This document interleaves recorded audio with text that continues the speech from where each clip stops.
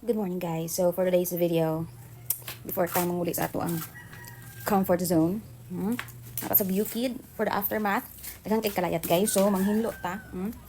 Can you see that? O diba? Oh my god. It's disaster. So manglimpyo ta guys. Yeah, kuyogi ko aron di sad ko boring no. Butang-butang tani para iwas hassle sa tong fast lock. So nabita nag-video ka og 10 minutes nga time lapse nga nagun kag mga plato. Tapos ang ending wala ra na save. Yeah. Hiya.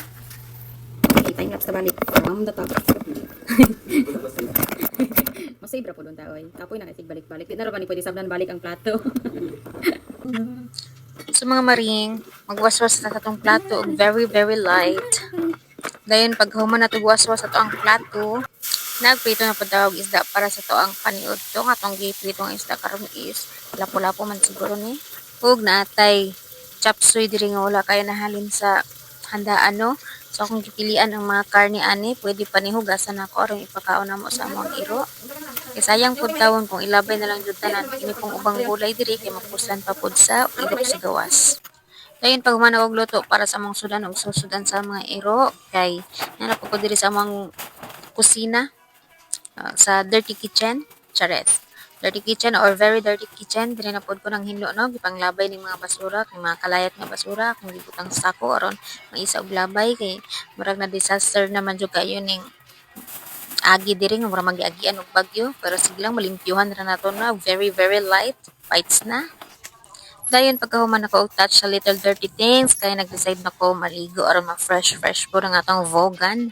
Proceed na dayon ta og hinlo diri sa ilang kwarto no nga with matching yaw-yaw gyud ni kahastang asluma naman ging baho diri kapita basta na joy bata ang sa kabalay di gyud nato maiwasan nga kalayat jud na. Samot nag mga tiguwang na nga magpiling bata gihapon mga way buot. Sige rag cellphone ning mga bataan iwa gyud pagkapakabanaan ning kwarto nga bahalag kalayat kaayo nga baho-baho na gini kwartuhan ni wa jud na sila ipake. Ang importante makahigda makalingkod na sila anang kwarto. Magsigig cellphone man kita nga mga tiguwang ani sige putag lindo sige putag yaw-yaw no. Pero sige lang nana man gyud atong papel sa kinabuhi. Muna ingon sila sige yaw-yaw importante sige ba sige gyapon ta og lihok. Hinlo-hinlo ra gud ta diri very light good. Muna ginaingon nila nga respetar aron di tama kasab-an pod.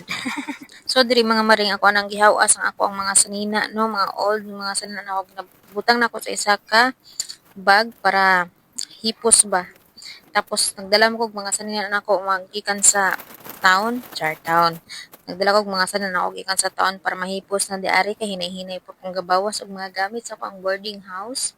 That is why I'm pilo-piloing the old clothes nako sabay sukod-sukod pag kunuhay kung nambok ba kog naniwang. And so far, based sa mga istorya sa tawo no, ng mga approach nako kay nakauyon kuno ko, chares, sana all uyon.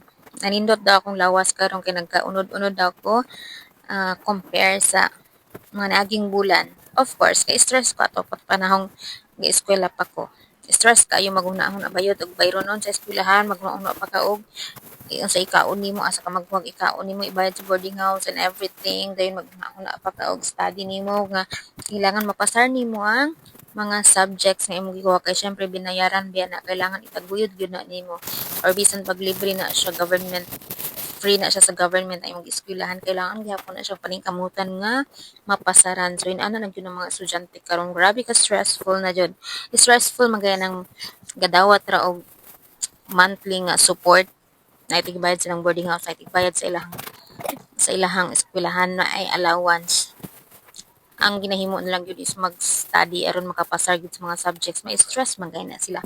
Unsa na lang gatang kita tanan no, kitay mangita og boarding house, kitay mangita og ikaon na to, i-survive na to in a day, kitay mangita pang projects, contributions and everything. So stressful kay ko sa mga niaging bulan compare now. So I am happy kay medyo unod-unod na ko tapos ang ako mental health medyo dili na inana ka bugat. So after ko nang hinlog kwarto mga maring no kay nagluto na pud kog inon-on sudan para sa amo ang mga iring og iro inana na mo sila kapalangga jud dili na mo sila gina-treat as animals lang nga basta lang pagkaunon.